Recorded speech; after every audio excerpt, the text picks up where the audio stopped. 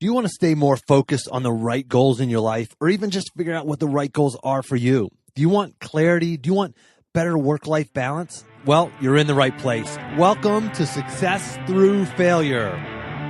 Welcome to the Success Through Failure podcast, the show that reveals failure as your path to success.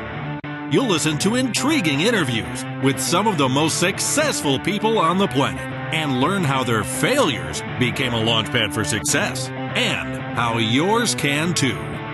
Here's your host, former Division I All-American wrestler, former Division I head coach, speaker, and personal coach, Jim Harshaw. Welcome to another episode of Success Through Failure. Today, I bring you Dr. Sharad Paul.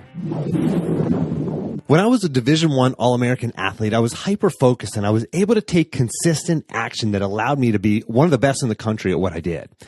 Well, for years after I was done competing, I just struggled to stay focused on my goals day in and day out. I was easily distracted, so I wasn't able to stay consistent, the kind of consistency that you need to have to achieve goals that are meaningful to you.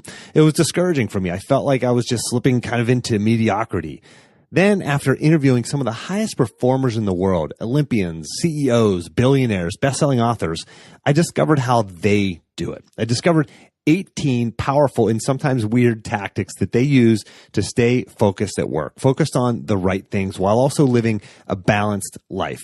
And if you start using probably just 3 of these today, you're going to get more done in the next 8 hours. I promise. This is not tomorrow, not next week. These will work today. I guarantee it. It's like magic, but they're real world solutions to it people like you and me want. The ability to stay focused, avoid distraction, and be consistent. I use at least 4 of them every day and have used all of them at some point. And now I'm able to stay focused while I'm at work and get probably 50 to 100% more done each day. I'm more present when I'm home with my wife and 4 kids. And the result is I have a stronger relationship with my family. And I'm still able to achieve incredible goals like being selected to give a TEDx talk at one of the biggest TED events in the world, like launching a podcast and talking to A-list guests and running a half marathon, all of this while having a full-time job that includes frequent travel, working nights and weekends, and all that good stuff. So you're going to find solutions on this list that are going to surprise you. Grab your copy of the 18 Tactics to Staying Focused at Work. Just go to jimharshawjr.com/focus. That's jimharshawjr.com/focus. Dr. Paul is an award-winning author, a prolific contributor to major national and international magazines and journals, and a frequent radio and television guest. Born in England with a childhood in India, Dr. Paul is also a surgeon, an evolutionary biologist, and a social entrepreneur, as well as an adjunct professor at Auckland University of Technology. He's been featured in international editions of Time and has been awarded the prestigious Awatea International Excellence Award for leading health improvement on a global scale. And as usual, if you don't have time to listen to the entire episode, or if you hear something you like but you don't have time to write it down, or you want to share this with somebody, make sure you grab your copy of the action plan. Just go to jimharshawjr.com/action. That's jimharshawjr.com/action. Dr. Sharad Paul, welcome to the show. Thank you. Good morning. And so you are in New Zealand right now. So you're many hours off. I'm recording this midday here, but it's bright and early over there. That's right. So tell us a little bit more about your background. You know, you were born in England. I think you spent your childhood in India. Tell us a little bit more, sort of 30,000-foot view of how you got from there to where you're at now. Yeah, so basically my parents were settled in England, and then they decided to go back to India, where our roots are from, to do medical mission work. So we were actually in very remote parts of southern India, quite remote that actually at one point in time my only access to school was in a bullock cart. So it was really great fun. Was it a what? I'm sorry? In a bullock cart, oxen-driven cart. Oh, Yeah. There were no proper roads there. Wow. I guess this is a long time ago, but also I think it gives you a perspective in life that, when you are exposed to both the West and the East, and extremes of wealth and poverty. I think it also gives you a broader outlook on things. And my original interest was really physics and things like that. I sort of fell into the family profession of medicine literally by accident, because everybody in my family was a doctor. And then I came to Australia on a holiday. I was actually going back to the UK. And then I ended up getting a job in New Zealand. And then I ended up staying, and it became home. So it's really, I do travel a lot. So, both for my writing and lectures and things. So I would say I'm very comfortable in East and West, and very much, I suppose, see myself as a global citizen, even though New Zealand is home. And you recently wrote the book, The Genetics of Health, Understanding Your Genes for Better Health. And that's what I want to talk a little bit about today. And one of the things that you've said is that medicine is not health. What do you mean by that? Medicine is not health. What do you mean by that? Yeah, I think that's the easiest way to differentiate. So after I did medicine, I did law and philosophy and ethics. So I ended up being full of useless information. And one of the things which struck me with law was that law doesn't translate into justice. So for example, if somebody's not read their rights properly, even if they did the crime, they're going to get away. So similarly in medicine, medicine is an industry. And of course, there's big pharma and there's procedural medicine, where a doctor can only make money if he does a certain procedure. So really, patients or clients need to take personal responsibility. You need to know your body, and take control of your health and ask questions. And the book, The Genetics of Health, is about the genes behind health or wellness, not illness. So typically people test for, have you got the gene for Alzheimer's? Have you got the gene for leukemia? This, that. But, some of these things, if they're not curable, I think knowing those genes only stress you out more. So I don't like testing for diseases. But what I found astonishing in my medical practice, which is largely in skin cancer, was if somebody had advanced melanoma, for example, a lethal skin cancer, the first thing we test is their gene type to see if a particular drug would work for them. But we don't do it for day-to-day things like, coffee and vitamin C and your type of exercises and things like that. And that's what the genetics of health is all about. It's about how you can effectively, eat and drink and live your life more attuned to your body and your genes. If you know your body, you're saying, then, and you know your gene type, then you can change the way you eat, change the way you Absolutely. Exercise, that sort of thing, and so you can have a better life, you can be healthier, etc. Typically, you're optimizing performance. So, you can still be, you don't have to be fussy about it in the odd time. You can still indulge in other things. But if you broadly knew that, what it means is that you optimize performance. Increasingly, I'm asked by youth squads, like sports teams, where they're taking youngsters in well before their developmental stage, and they want to do these tests on them because it's very easy to optimize and develop habits when you're younger. So in some ways, I think the book is all about optimizing performance, be it sports, executive, day-to-day, educational, whatever. And give me an example. I know you mentioned coffee, for example. Yeah. If you know your gene type, should you adjust the way how much coffee you drink or how you drink it, et cetera? Yeah. I mean, this is a good question, coffee, because you see, one of the things with many things, I mean, if you read reports about health, you would get a report which says one day coffee is really good for you, and another day you would find a report saying coffee is really bad for you. Right. So if you went on the internet, for example, you could just now find out 20 reports which said coffee is fantastic and 20 reports which said coffee is really bad, don't touch it. But the point is, 50% of the population, coffee is a good example because it's roughly 50-50, and these tests have been done both in Asia and in the West, so it's across the globe. 50% of people metabolize caffeine fast and 50% metabolize caffeine slow.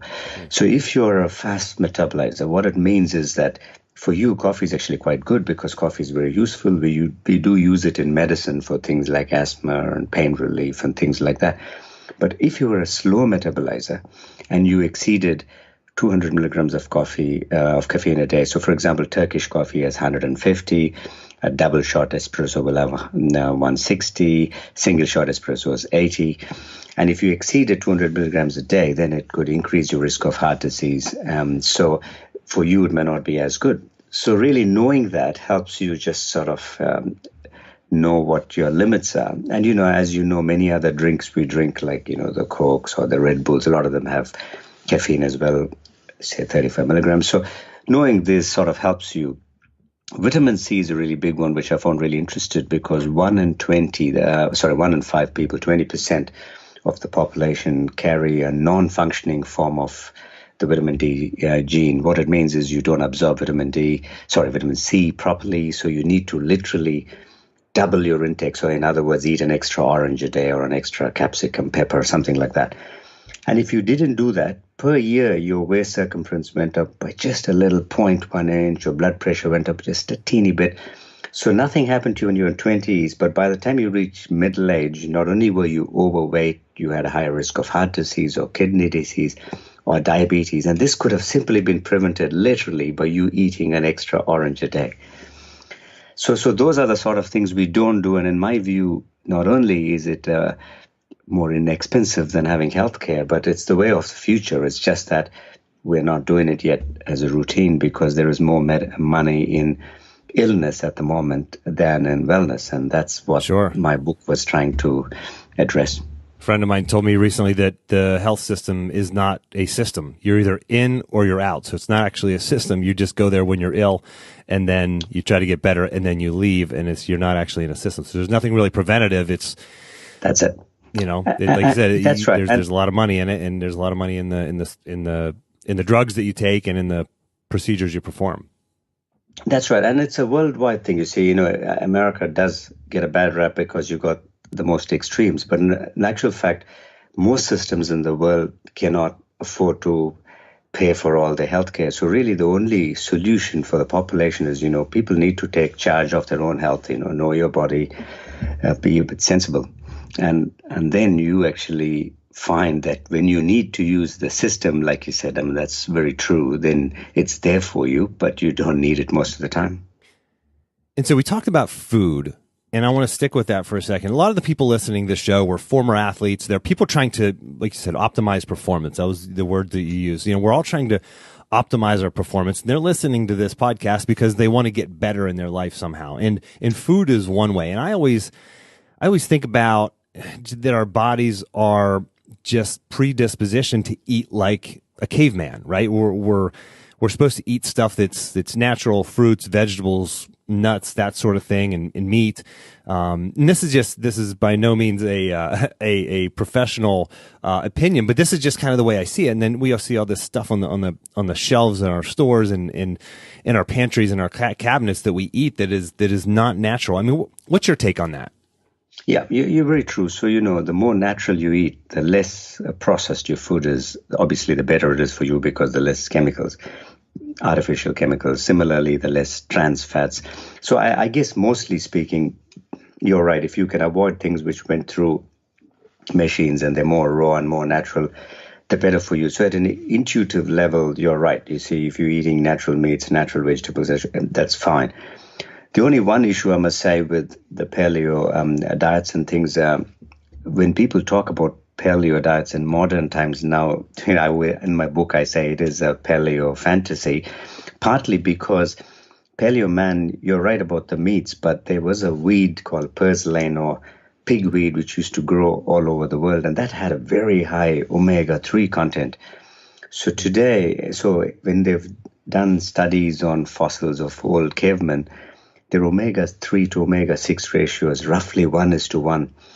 Whereas today we know that our omega-6 to omega-3 ratio is sometimes 16:1 or 10:1, very high. So we don't have enough, omega-3. So we also know that if our omega-3 ratio is dropped, say at 10:1, it reduces risk of things like breast cancer, 5:1, and that I think coming down to 3:1 reduces the risk of rheumatoid arthritis and those kind of things.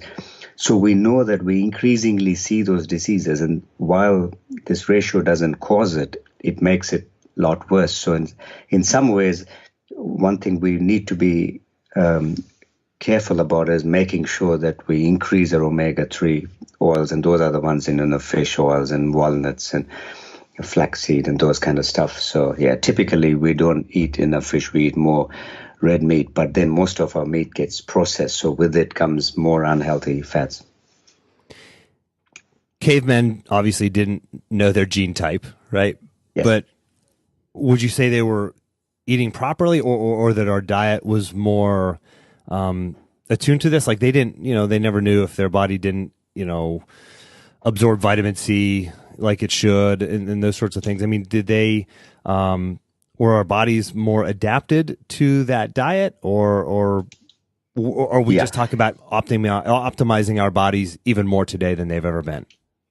Yeah, I think a bit of both. I think the first thing is those people actually ate a lot more vegetables and weeds and things like that than we do, simply because they had to hunt for meat, so it wasn't that easily available. So when we think of cavemen, we think meat was very easily available. It wasn't. It was very much like tiger going out and getting a meal. You know what I mean? It's not. It can get lucky, but other creatures, you were also at extreme risk of predators trying to eat you.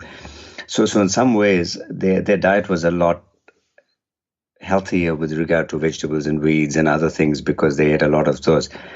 But the second point is, you're right. There was a big adaptation which took when we started living in colonies, and also because of extremes. For example, in the book I talk about the lactose gene, and actually that was a mutant gene when there was a big famine in Europe.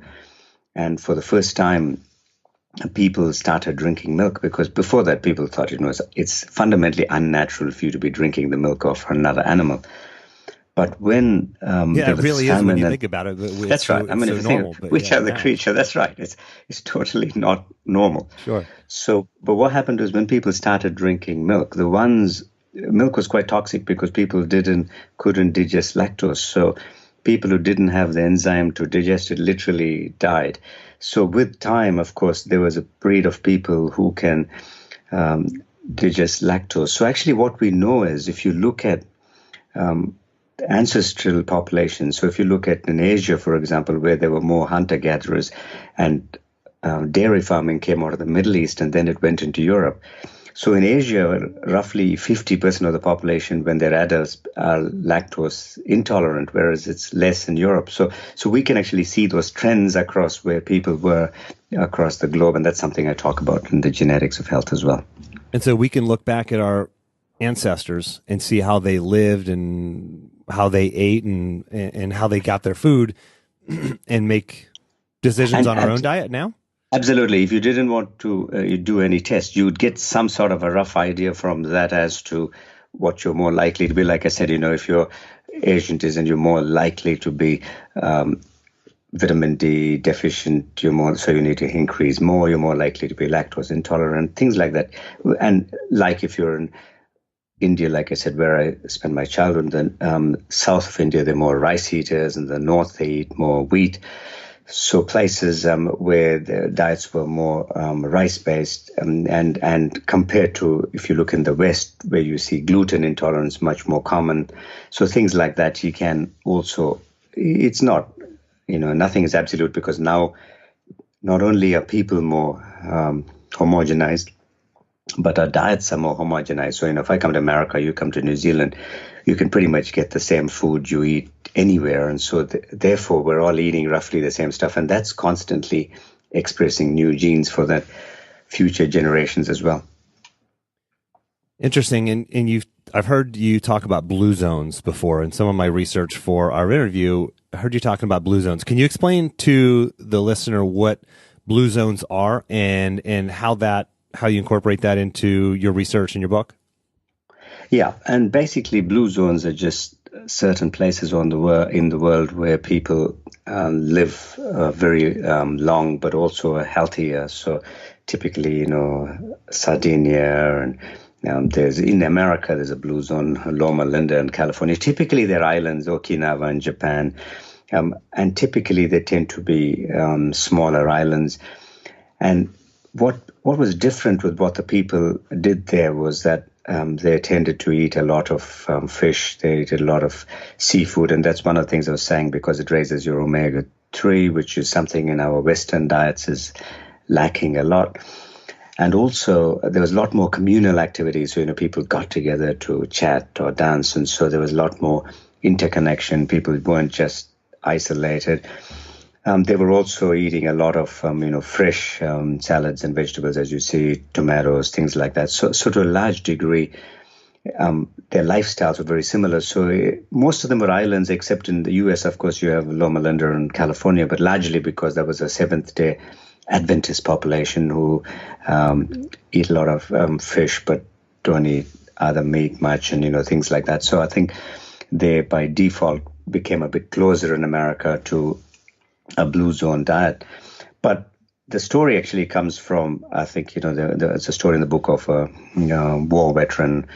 I think his name is Stamatis Moraitis, a Greek-American war veteran who was diagnosed with terminal cancer, and after the war, and he decided he'll go back to his ancestral village in Icaria in Greece to die. And because the doctors had said, you've got 7 months, that's it, and you're studded with metastases. And he went back and he started living the lifestyle with his people there. And they said, come on, join us in communal dancing. He was eating a lot more fish and salad, and suddenly no more processed food and all the stuff. And of course, over time, he literally forgot to die. And then he decided about 25 years later, I'll come back to America to tell the doctors that, hey, nothing's happened to me. But he came back and he couldn't find a single doctor because they had all died. So, wow. So that's when people started looking at, is there something, it's one person's story, but still, so it doesn't make a clinical study. But when people then looked at it, they found in these places, people do live a lot longer. So you look at places like, say, places you take, typically smaller islands, you can take Icaria in Greece, Sardinia in Italy, Okinawa in Japan, even places which are not that small, a little bigger, Iceland. All those places, people eating less processed food, more natural food, more communal stuff, people tend to be healthier and happier. I've had a lot of conversations with people in recent years. I feel like cancer touches so many of us, and I feel like just cancer rates are on the rise. And every time you turn around, somebody else or an acquaintance has cancer. Do you attribute that to food and diet or environment or both? Or yeah, I think everything, especially cancers, they're a mix of the genetics and environment. So sometimes it may not be anything at all. It just maybe you got inherited bad genes. But typically it's a mix of genes and environment. So sometimes people may have a history of lung cancer, but they may not develop it. And sometimes people may not have any history and they could. But it's always a combination. So, for example, going back to skin cancer, which is my field, the environment for that is sunburns or high UV damage. And that's why down under in Australia and New Zealand, we have a high rate.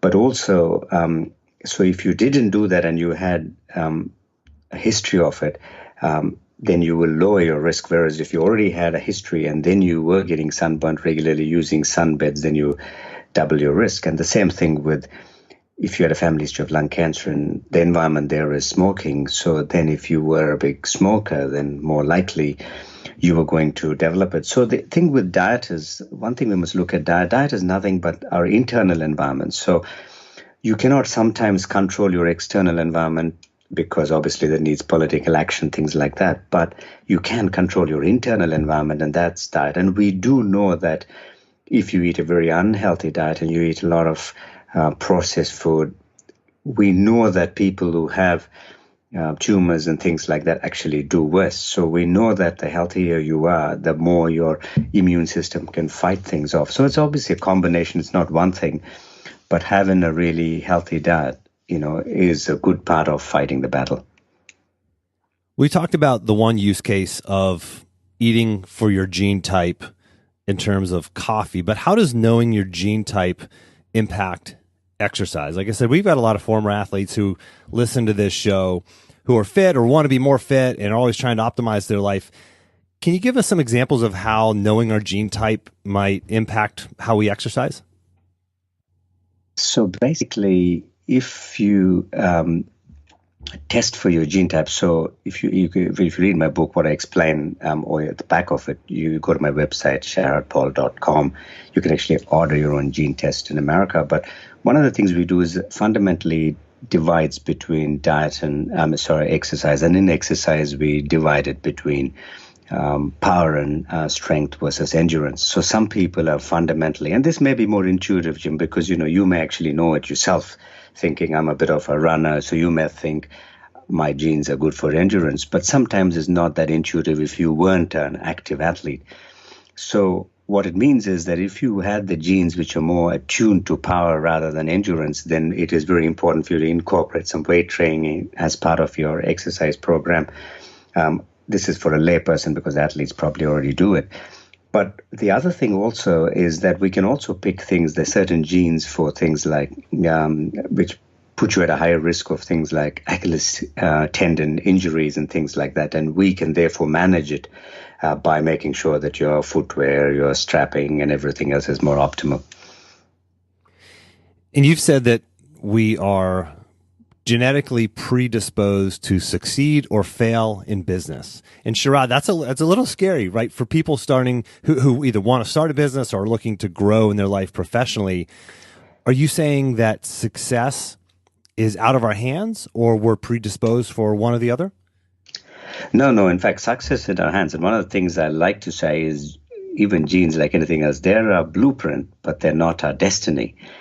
So in some ways, we are in control of our destiny, but what it means is sometimes knowing yourself better helps you achieve success because you learn from your failures, or you learn to fail, so you know what you need to do to succeed. And as you know, most successful people you meet in different walks of life, they all failed and succeeded after that. Absolutely. And that is a question that I ask all of my guests. And before I ask that question, I've got one more thing that I've read and that you've written about that I want to ask you. And then I want to ask you the failure question that I ask everybody. So sure. First, you've talked about productivity being genetic. Having a propensity for procrastination or impulsiveness can be traced to specific genes that survived as defense mechanisms against underdeveloped plans. So that can be actually tied to genes. Yes. So what we know is that some people, if you go back to the past, the stress response, for example, is also genetic but it was a survival thing. And this is where we must understand that when we talk about survival of the fittest, like Darwin's, we normally think about fitness from a public perspective as physical fitness. But fitness in biology is just your ability to propagate your genes. So in some ways, the scaredy cats survived because their stress genes meant that they wouldn't go out and fight the battles. They were still in the caves thinking, oh, no, I'm not going to go out because the saber-tooth is going to get me. And guess what? The guys who went out didn't come back, so you survived. And it's the same thing with procrastination. You're still in your cave sharpening your tools, saying, this isn't sharp enough, it's not going to get the tiger, and so you didn't go out there at all. But what we can do is, so therefore some of us inherit those genes which fundamentally makes us procrastinators. But it's not necessarily a bad thing if we recognize it, because it is actually an evolutionary adaptation, meaning our plan is not so ready. So we are more perfectionists where you want to make sure that your plan is ready. So you just need to understand this and optimize it. So have a pathway so that you actually make sure that you have an implementation plan or get some help and things like that. And you focus on the basic strategy and someone else is implementing it, or you set goals for yourself. So in each of this, we can overcome our genes and also use them to our advantage. That's fascinating to think that that's an evolutionary advantage, and it makes absolute sense. If you don't have a plan, or it's not a good enough plan, you hesitate to execute. And I always talk on this show, for the listener who's been listening for a while, you know that I talk a lot about the productive pause. I define a productive pause as a short period of focused reflection around specific questions that leads to clarity of action and peace of Absolutely. mind. So when you do that, when you have clarity of action, you have peace of mind, you have that impetus to override the procrastination gene, right? You refine that plan, and you get to work on that project, or you start that business, or you take action on whatever it is, that thing that you want to do. but it's a scary saber-toothed tiger outside of the cave. Well, you've got your sharp, your sharp tool, and you've got your army behind you, and you're ready to go out and attack. But you've got to get off the treadmill of life and make a plan, and it's hard to do for a lot of people that just aren't willing to do that. That's right. And, as you know, in writing books, that's one thing, people always say the same thing about in writer's block, various things, and I often say it's simply because you haven't worked out all the issues, which in writing, it's all about, setting your context and defining characters, resolving conflicts. So, and this is a parable for, health and business and any action. And so if you haven't done all these, then yes, you have a block because you're actually not ready, but it's actually something, if you really were honest with yourself, you'd know that your plan wasn't ready anyway. And my listeners like to get an action item out of these episodes. They like to know what they can do after they turn this podcast off, after they pull their car in the driveway or get off the treadmill or whatever they're doing listening to this.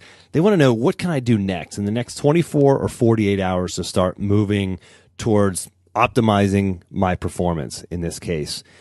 What would you suggest? So the way I suggest is, one day a week I teach creative writing to children from lower socioeconomic schools.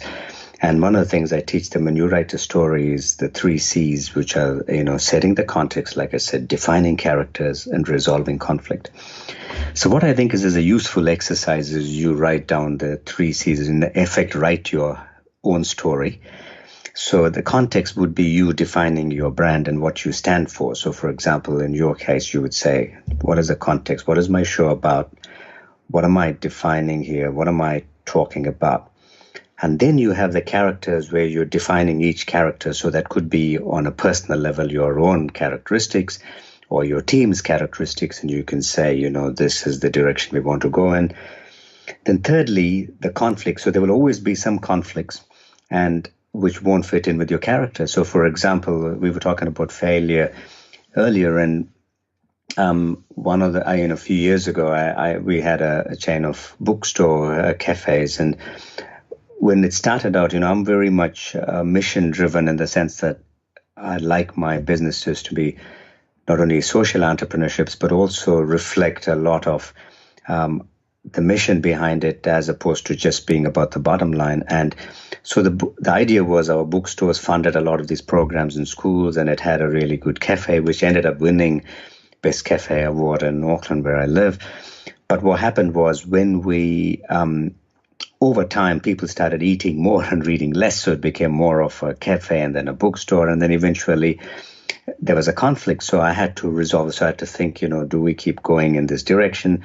So I'd ask myself, is this making me happy? Am I really do I want to also just be a guy running some cafes? And it wasn't me. So we decided that we pull the plug on that and do other things. And sometimes in most businesses, you'll reach a stage where failure also, you will learn from it. So I learned a lot out of that as to the importance of, if you are someone of having a mission makes you happier than having more profit for the sake of profit, then you need to do something which fits in with that so that you can be overall happy and healthy. And I think, so for people listening, the first thing is set your context. What are you about? And then write down things about your character, and then write down the potential conflicts. And that way you'll be straight on. That would become your business plan. And tell us more about that failure. And I was going to ask you the failure question, and maybe that was going to be your response to it. So tell me more about that. Was that you opened this bookstore and things didn't work out the way you wanted, and you had to make an adjustment? That's right. I think partly it didn't work out also because we weren't prepared to. We could have. So you reach a stage where there is a conflict, and you have to then decide, okay, so the way you can make it succeed is completely, transform it into a different kind, where it's no longer that kind of a physical bookstore, and you can make it an online kind of thing and just have a cafe, because the cafe part was quite profitable. But you have to then ask yourself, in any business, is that you, or is this better for somebody else to do it? And I guess so that was the story of that. But in writing, I've had many failures, and I think I always say this about writing at many writers' festivals. When you are, almost every writer you meet has had failures. And I remember Stephen King once saying, that I think he had his wall or bedroom wallpapered with all the rejection slips he had from writers. And I had a tweet from, J.K. Rowling, who wrote the Harry Potter series some time ago, and she put up a letter which she received from a publisher after her successful Harry Potter, when she did her crime novel without telling them who she was, and she wrote it under, I think, Robert Galbraith or something like that, and under a pseudonym. And the letter said, listen, you don't know the first thing about writing, so we would suggest you go and take this course. And actually it was funny because it said we suggest this course in Nottingham or somewhere, and they said after you finish the course, which is 3 years, we would still suggest that you try one of these lesser known publishers or agents. Don't bother wasting our time. And then she said, well, this is me. And then immediately I think she had a $50 million advance or something like that. But anyway. And it's interesting. So I want the listener to realize that the experts, the best in the world, J.K. Rowling goes under a pseudonym and she's rejected and told that, by experts, by people who are, this is their job and this is what they do. And I imagine they have some level of success. Otherwise they wouldn't be in business. And she's told, you're no good. And so even the best in the world have times where either they're no good or other people are telling them they're no good. They're just talking to the wrong people. That's right. And I think the first thing is, that's why I was saying, if you set your own plan, like I said, you write your own story, then you keep going, because you're not actually driven by other people's definition of whom you should be, but you're trying to define yourself. So, I've written fiction novels as well. And I think when I wrote my first novel and was published, I was very thrilled, and I thought it was very easy that my second one would get published. It did, but not by the same publisher, because what I realized is just because you've written one doesn't mean the next one is automatically guaranteed. And that's the same thing with life. And I think the most important thing is to set your own story out so that you can see it, so you then keep going down that path, because you should be following your path, not somebody else's. And I think that's the thing with, J.K. Rowling or Stephen King or anyone else. They're writers, that's their path. They know that failure is a part of it, as failure is a part of every industry. But it's for us to have our own path. And that way you don't get disillusioned by one failure, because you know it. And then we can take it to the next level by also knowing our weaknesses. And that's why I was telling you about the 3 C's, because we can say, okay, if you're fundamentally a procrastinator, that's okay. There may be a reason for it, because there may be a part of your plan which you're not very good at, and it may be marketing or whatever. So what it means is you do everything else. And that's where you get somebody in your team who has that as their strength.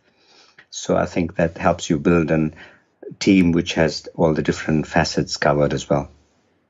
Sharad, we're going to have links to your books and your Amazon authors page on the action plan, jimharshawjr.com/action for the listener. But do you have another book that you could recommend or refer, a book that was important to you or a book that you recommend to others?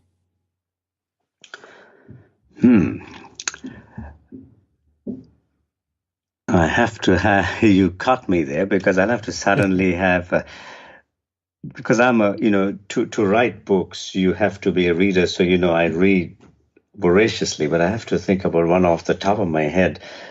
Is a difficult, but one of the things I would also, if you read The Genetics of Health, obviously the previous book I wrote was called Skin, a Biography, and it's really the story of a human race. And I think in current divided times, I see there's so much, myths about, skin color and division and everything else. And I really think that is actually a good thing, because it really shows fundamentally the oneness of humanity. And really all that happened was people migrated to different parts of the world and ate different foods, and presto, all our skin colors changed. So I think you'd find that a fascinating read. Absolutely. And for the listener, I will also have a link to Sharad's, Dr. Paul's TEDx talk, where he talks about the myth of race. So I'll have Lika put that into the action plan. So Lika's listening to this right now. So she always listens to these before I publish them. So Lika, if you could grab that link and add that to the action plan for the listener. Dr. Paul, can I ask you one last question? Is there a tool that you use, and maybe maybe it's getting a genetic test. Maybe it's something that you do. Maybe it's a supplement that you take, or even a technology that you use to make your life easier, better, smoother, or to optimize your own performance. And again, like it could be technology, it could be something around genetics, it could be some kind of food or supplement or something like that that you would recommend. All right, it's not the genetics because I've already done my test, but the thing is that the couple of things actually. The first thing is not keeping a backlog with communication. I think most people are overwhelmed by emails or texts or various things. And what I tend to do is whoever communicates with me, even if it's a very short message, you just clear it so that before the end of the day, you don't go to bed thinking, oh, did I reply to Jim today or not? So it's not hanging over you. So I don't really keep a backlog. At the end of the day, it's pretty much all cleared. And often... Do you try to get to inbox zero daily? Absolutely. Wow, and not only just that, also very quickly. So I remember I was operating last week on my practice, and somebody from America actually read the book, and he just emailed a question on saying about this gene thing. And I remember I was between patients and just flicked an email back, and he was like, wow, this is the fastest thing. And he goes, I'm really sorry to take up your time. I thought I'd get your PA. And I said, no, because if you got a third person in, it only slows you down. And what I found is that he said, oh, no, this should be a business talk of how you can communicate and clear it. Because often you just have to make it very short. But what it means is that people know that you're responsive. But you find that it doesn't necessarily overwhelm you, because it's only a myth that just because of that everyone else is. The people who are going to contact you are still only the people who are going to contact you. The second thing that when you're about a tool is how you handle conflict is have a very simple philosophy. And it came about when I trekked in the Himalayas, and I found it was a more Buddhist way of dealing with problems, which I'm not a Buddhist, but what I mean is it's just what I found was very interesting is every problem is just something which you can control or which you can't control. So, for example, things which you can control, things like, your job or your friends or your relationships, people you hang out with. Things you can't control are what other people want you to do, other people's opinions of you, your competitors, what they think of you, or even what you want, say, other people in your family, like your kids, to do always. So the things you can control, there's no point whinging about it, just go ahead and do it. But the things which you can't control, there's no point whinging about it because you can't do anything about it. So I think fundamentally this no whinge policy is actually good because you're generally positive. Yeah, that's a great tactic to wrap this up with. I mean, if we can all learn to focus on the things that we can control, focus on the process, and let the outcome take care of itself, I think we'll all be much happier. Sharad, thank you so much for making time to come on the show. That's all right. Pleasure, Jim. Where can the listener find you, follow you, etc.? Can any links you can share, social media or otherwise? You just went sharadpaul.com, and all my other links are there, or on Facebook, Twitter. It's just Dr. Sharad Paul. At Dr. Sharad Paul, yeah. Great, and I will have links to all of that in the action plan for listener. That's, again, jimharshawjr.com/action. And until next time, take the time to get clear on your goals and embrace failure as a stepping stone on your path to success.